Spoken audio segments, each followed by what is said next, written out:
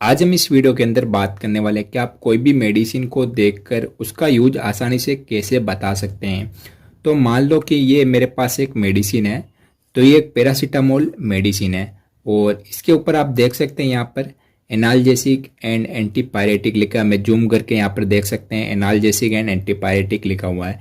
तो एनाल्जेसिक का मतलब होता है कि रिड्यूज पेन यानी दर्द को कम करना, और एंटीपायरेटिक का मतलब होता है रिड्यूज टेम्परेचर। जब हमारी बॉडी का टेम्परेचर ज़्यादा हो जाता है तब हमें फीवर आ जाता है, तो एंटीपायरेटिक का मतलब हुआ कि बुखार को कम करना। तो ये मेडिसिन फीवर को भी कम करेगा, साथ में दर्द को भी कम करेगा। अब हम दूसरी मेडिसिन की बात कर लेते हैं। दूसरी मेडिसिन यहाँ पर देख सकते हैं आइबुप्रोपेन एंड पैरासीटामोल की कॉम्बिनेशन वाली मेडिसिन है। यहाँ पर आप देख सकते हैं एंटी इन्फ्लामेटरी एंड एनाल्जेसिक लिखा हुआ है। तो एंटी इन्फ्लामेटरी का मतलब हुआ कि रिड्यूज इन्फ्लामेशन या सूजन को कम करना, और एनाल्जेसिक का मतलब हुआ रिड्यूज पेन यानी दर्द को कम करना। तो ये मेडिसिन भी दर्द को कम करने के साथ सूजन को कम करने के लिए उपयोग में ली जाएगी। अब हम अगली मेडिसिन की बात करते हैं। तो यहाँ पर आपको दो मेडिसिन दिख रही हैं। इन दोनों के ऊपर आप देख सकते हैं एंटासिड लिखा हुआ है, यहाँ पर भी एंटासिड लिखा हुआ है। तो एंटासिड का मतलब हुआ कि रिड्यूज एसिडिटी, या हम कह सकते हैं कि न्यूट्रलाइज स्टोमक एसिड।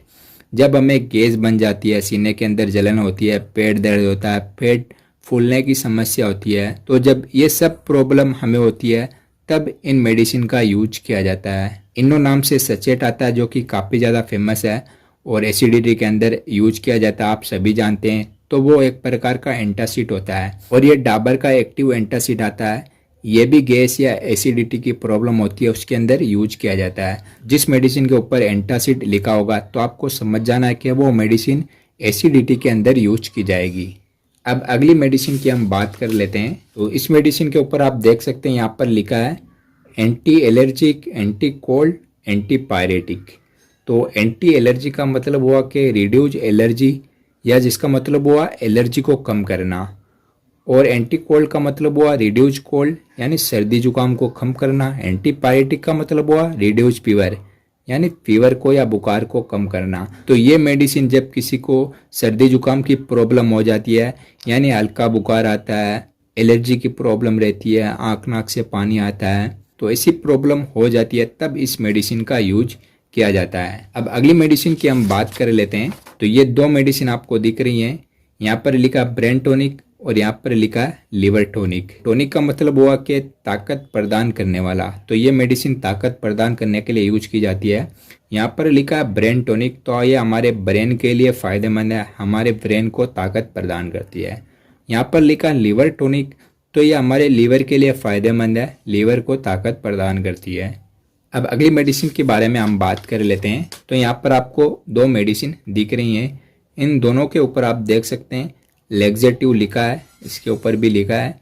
तो लेग्जेटिव का मतलब हुआ कि लूजन स्टूल और कॉन्स्टिपेशन यानी कब्ज को दूर करने वाला या हमारे स्टूल को लूज करने वाला। तो जिन पेशेंट को कब्ज की शिकायत रहती है उनके अंदर ये दोनों मेडिसिन यूज की जाती हैं। ये डुल्कोलेक्स काफ़ी ज़्यादा फेमस, आप सभी जानते हैं।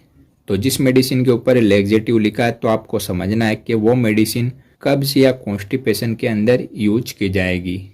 अब हम अगली मेडिसिन के बारे में बात कर लेते हैं। तो ये मेडिसिन भी काफ़ी ज़्यादा फेमस है, आप सभी इसके बारे में जानते हैं।